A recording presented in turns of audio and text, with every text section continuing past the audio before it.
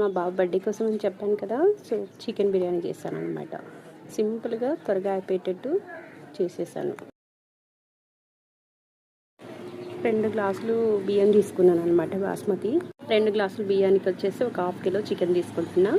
ఇందులోకి మనం నీళ్లు మరగబెట్టుకొని దమ్ పైన సగం హాఫ్ బాయిల్ చేసేసి మిగతాది చికెన్ లేయర్గా వేసుకోవాలి కాబట్టి సో అలా చేస్తున్నాను అనమాట. సో ఫస్ట్ వేడి నీళ్ళు తీసేసుకొని అందులో హోల్ గరం మసాలా దినుసులు కొంచెం పుదీనా వేసేసి ఒక పక్కన మరగబెడుతున్నాను. ఈలోపు ఇంకొక సైడ్ వచ్చేసి స్టవ్ మీద అంటే పెద్దది మన డబరా సెట్లలో బిర్యానీ చేస్తాం కదా, అది తీసుకొని ఒకటి దాంట్లోకి కొంచెం నూనె వేసేసుకొని కడిగి పెట్టుకున్న చికెన్ పక్కన పెట్టేసుకున్నాను. అలాగే మనం నీళ్ళు వేడి పెట్టాం కదా, సో అవి వచ్చేసి ఫుల్గా మరిగిపోయాయి అనమాట. అందులో కొంచెం ఉప్పు వేసేసుకొని బాగా కలుపుకొని హాఫ్ బాయిల్ అనేది బిర్యానీ కోసము బాస్మతి రైస్ ఉడకబెట్టుకోవాలి.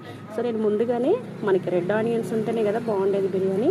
ముందు ఆయిల్ వేసేసి ఉల్లిపాయలన్నీ ఫుల్గా రెడ్ కలర్లో వచ్చేంత వరకు, బ్రౌన్ కలర్ వచ్చేంత వరకు ఫ్రై చేసుకొని దాని తర్వాత కొంచెం ఉప్పు, కారం, పసుపు అలాగే అన్నీ వేసేసుకొని కడిగి పెట్టుకున్న చికెన్ కూడా వేసేసి ఇలా కొంచెము ఫ్రై అయ్యేదాకా ఉంచాను అనమాట. దాంట్లో కొంచెము టమాటాలు వేసా, కచ్చపచ్చిగా టమాటాలు ఉండేటట్టు చూసుకోవాలి. ఇలా చేసుకుంటే మా బాబుకి ఇష్టం అనమాట. వాడికి అన్నంలోనైనా దేంట్లోనైనా సరే చేసినా సరే టమాటా ముక్కలు కొంచెం మరి మెత్తగా కాకుండా అలా లైట్గా ఉండాలి. సో అలా అయిన తర్వాత ఇక్కడ అన్నం కూడా మనకి హాఫ్ బాయిల్ అయిపోయింది.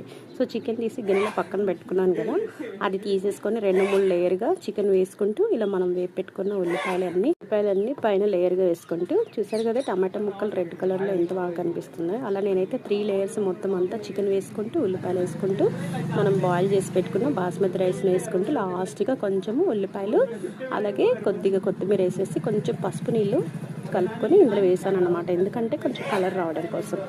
అలా వేసేసుకొని ఒక 10 నిమిషాలు సిమ్లో పెట్టేసుకొని దించేస్తే సూపర్.